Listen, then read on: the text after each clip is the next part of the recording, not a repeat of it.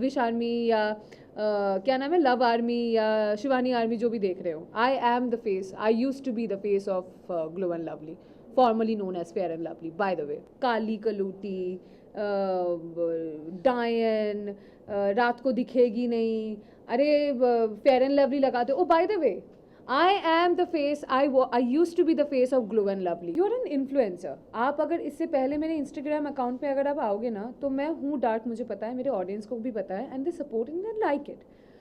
बहुत रेयरली होता है कि कभी कभार कोई रेसिस्ट कमेंट करे जिसको मुझे भी कुछ करने की ज़रूरत नहीं, बिकॉज मेरे ऑडियंस उनको ब्लॉक करते हैं, उनको रिपोर्ट करते हैं उनके बारे में, तो वो सब हट जाता है। यू चेक, अभी मेरे इंस्टाग्राम पे जाके आप चेक करो, I am not kidding, at least अगर वहाँ पे 50, 200 या 300 या कमेंट्स अगर होंगे, वहाँ में से 50 से 60 कमेंट मेरे कलर पे है। काली कलूटी, डायन, रात को दिखेगी नहीं, अरे फेयर एंड लवली लगाते हो। By the way, I am the face, I use to be the face of glow and lovely, for your FYI। जो भी तुम एल्विश आर्मी या क्या नाम है, लव आर्मी या शिवानी आर्मी जो भी देख रहे हो, I am the face, I use to be the face of glow and lovely, formally known as fair and lovely by the way. तो वो तुझे फेयर एंड लवली लगाने की ज़रूरत है, अरे तू ब्लीच क्यों नहीं करवा लेती, अरे घिस ले अपना skin. I don't care what you think about me. आज मैं जो भी हूँ ना, मेरे कलर की वजह से मैं यहाँ पे हूँ। आज मैं अलग भी दिखती हूँ ना कैमरे पे, वो मेरे कलर की वजह से, और इस कलर के साथ मैं पैदा हुई हूँ, तो मुझे शर्म नहीं है। अगर आपको शर्म आ रहा है तो वो आपका दिमाग है, आपका सोच गंदा है। तो मुझे मेरा कलर साफ करने की ज़रूरत नहीं, आप अपना सोच साफ कर लो, आपके लिए बेहतर रहेगा।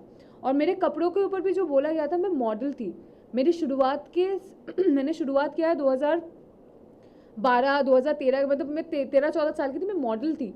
तो मैं वो कपड़े पहनती हूँ जिसमें मैं कंफर्टेबल हूँ। आप वो कपड़े पहनो जिसमें आप कंफर्टेबल हो। मैं आपको इन्फ्लुएंस नहीं कर रही हूँ, मैं आपको फोर्स नहीं करूँगी कि अगर आप कंफर्टेबल नहीं हो तो मैं आपको बोलूँगी आप बिकिनी पहनो। I am comfortable in bikini, I wear it, मुझे, मेरे पेरेंट्स को कोई प्रॉब्लम नहीं है उसमें, तो आपको क्यों हो रहा है? और आपने बार बार ये चीज़ बोला है, उसने अपेरेंटली, ये तो मुझे भी नहीं पता, मुझे अभी किसी ने बोला कि मेरे डीप नेक में कपड़े पहनती हूँ, उसमें भी उसने कमेंट किया है। मैं कंफर्टेबल हूँ, मैं पहनूंगी।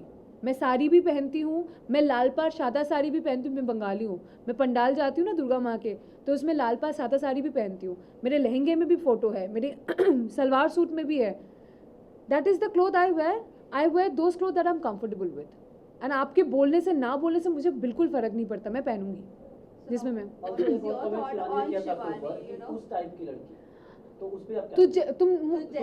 तुम जैसी लड़की तुम जैसी लड़की, आई थिंक उसमें मैं भड़की थी, और मैं भड़कूंगी क्योंकि मुझ जैसी बहुत सारी लड़कियां बाहर देख रही है। तो उसको ये आई थिंक क्लियर करना चाहिए कि तुम जैसी लड़की का मतलब क्या है, किस तरफ से बोला है उसने। मुझे पता है कि अगर ये इविक्शन उस तरीके से नहीं होता तो मैं ऑब्वियसली मैं और भी बहुत आगे तक जाते। I am sure I would have been there in the finale. And ये इविक्शन मेरे ऑडियंस की वजह से नहीं हुआ है, और ना ही ये इविक्शन बिग बॉस की तरफ से हुआ है। ये इविक्शन किसी घर वाला बाहर वाले की तरफ से हुआ है। तो कहीं ना कहीं मुझे पता है कि अगर ये मेरे ऑडियंस के हाथ में होती तो मैं आज अभी इधर आपके साथ में बैठी हुई नहीं होती। कटारिया ने आपको ही क्यों टारगेट किया? क्या आप स्ट्रॉन्ग कंटेस्टेंट थी इसकी वजह से? आप अगर आप चेस भी खेलते हो ना, तो अगर स्ट्रॉन्ग जितने भी प्यादे हैं वो अगर निकाल देते हो ना, तो आप जीत जाते हो। तो it's also a chase, right? ये खेल भी चेस की तरह ही है। तो कहीं ना कहीं ये कह सकते कि लव कटारिया को आपसे डर था कि कहीं आप ट्रॉफी लेके ना निकल जाओ और वो पीछे हट जाए। अगर मैं रहती तो वो ट्रॉफी मेरी है, मुझे भी पता है। You never know, I might just go back in wild card, you never know. But उनकी तरफ से बाहर और भी लोग हैं, जैसे वो कहते हैं हर टाइम एल्विश आर्मी, और पर वो उनका नहीं है ना, एल्विश का है ना। Elvish so what you have to say, like जो सपोर्टर्स है, और फिर साई केतन को भी उन्होंने धमकी भी दिया है बाहर। I think that is very wrong. आप किसी को ऐसे थ्रेट नहीं कर सकते, वो लीगली भी गलत है। अगर साई चाहे तो उस पर लीगल केस कर सकता है। बाय द वे, आप किसी को ऐसे जान पे हमला करना, ये करना, वो करना, तू बाहर निकल मैं तुझे देख लूँगा। आप एक इन्फ्लुएंसर हो, आप इन लोगों को इन्फ्लुएंस कर सकते हो। मैंने इससे पहले भी इंटरव्यू में बोला है, व्हाट इफ़ कोई आपके फॉलोअर्स, आप इसको इन्फ्लुएंस कर रहे हो ना, what if someone attacks Sai, आप उसकी रिस्पॉन्सिबिलिटी लोगे? हो सकता है, यू नेवर नो, आपके मिलियंस में फॉलोअर्स है, हो सकता है किसी कोई बंदा जो दिमाग से पैदल हो सच में कर दे वो चीज़ साई के ऊपर, आप उसकी रिस्पॉन्सिबिलिटी लोगे? आप तो बोलोगे सही मैंने तो नहीं किया, पर आपने तो बोला ना वो बात, तो हो सकता है कोई करे फिर। सो आई थिंक मतलब उनको आइदर ये उस चीज़ के लिए पब्लिकली माफ़ी मांगनी चाहिए कि मैं ऐसा मीन नहीं कर रहा था, वो कई बातों बातों में निकल गया है, whatever you tell your fans और योर पीपल और वॉट एवर योर आर्मी कि that you didn't mean it. और साई टुक मतलब साई को लीगली एक्शन लेना चाहिए उसके बारे में, that's what I feel. I would have done the same, I would have taken legal action against him. Well आपने ट्वीट किया था कि अभी सबको expose. I did not tweet it by the way guys, मेरा एक ही ट्विटर अकाउंट है जो मैं अपने टीम को उसका पासवर्ड देना भूल गई थी, तो उसका एक्सेस मेरे टीम के पास नहीं था। I have a Twitter account which has only 600 followers, ये मुझे अभी पता चला ट्विटर के बारे में जो मुझे नहीं पता था, और उसके भी ट्वीट्स जो है 2020 तक ही। I don't use Twitter so well, so please have a look, this is my Twitter account. I did not post anything. या उसमें कवर में funny she was my previous dog, उसका फोटो है। ब्राइटनेस बढ़ाना पड़ेगा क्या? दिख रहा है clear? Sorry, that's my Twitter account, और ये इसमें 2020 तक का ही पोस्ट है, किसी का मैंने रीपोस्ट किया था। आई डोंट यूज ट्विटर। और ये ब्लू टिक भी नहीं है क्योंकि मैंने वो भी नहीं करवाया है, because I don't use it.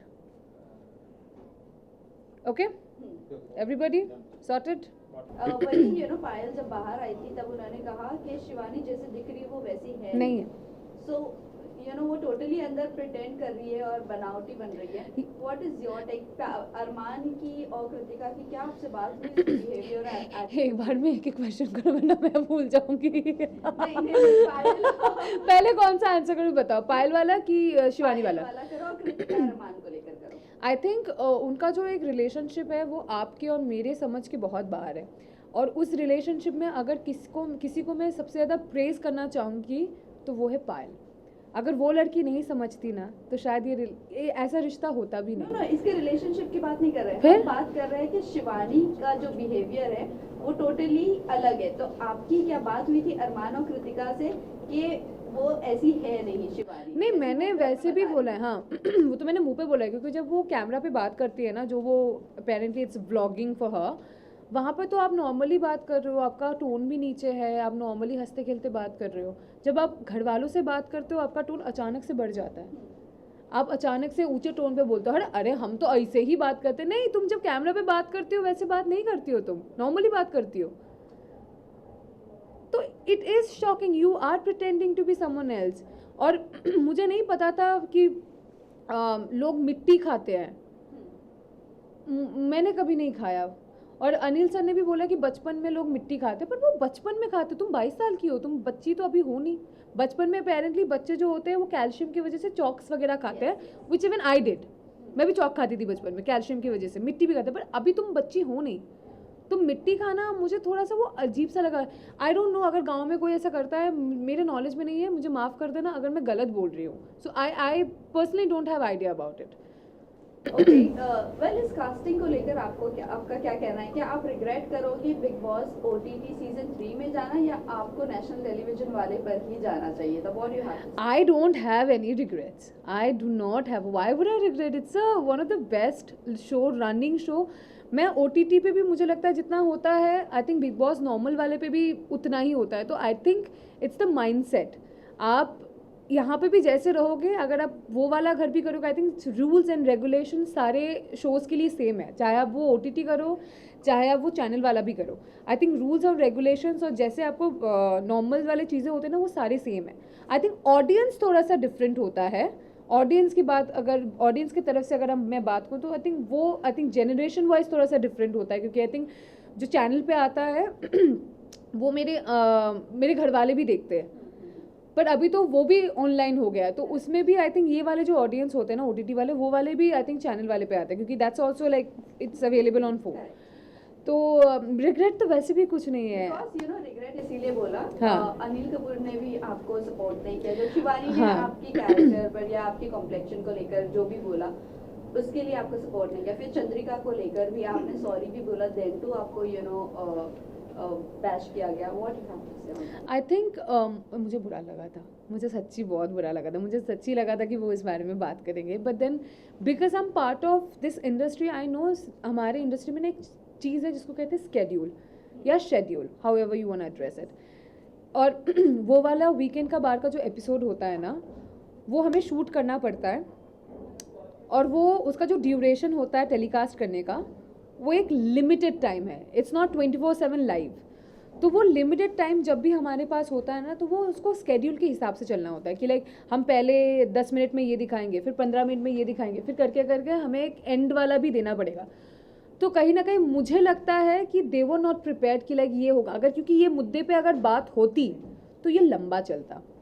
तो कहीं ना कहीं मुझे लगा था, मुझे पता था कि अगर मैं घर पे रहती ना, नेक्स्ट वीक इस मुद्दे को लेकर सर बात करते ज़रूर, क्योंकि अनिल सर कुछ भी हो, वो किसी चीज़ को बोलने से ना घबराते नहीं है या डरते नहीं है, या फिर वो हेजिटेट भी नहीं करते हैं। I have seen his interview, is very brutal and blunt about his statements.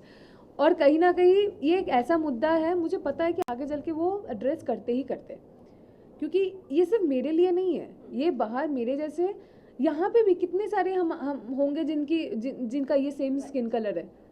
तो ये एड्रेस कहीं ना कहीं बिग बॉस करेंगे। Bigg Boss is not unfair to anyone. वो बहुत सोच के, और ऐसा नहीं है कि सिर्फ एक ही आदमी है जो सब चीज़ पे ध्यान रख रहा है। There are multiple people inside जिनका आँख 24 घंटे हम पे है। तो मुझे कहीं ना कहीं मुझे लगता है कि वो चीज़ आगे जाके एड्रेस होती या होगी, पता नहीं, बट आई थिंक वो दिन था नहीं, because I think they were also not prepared.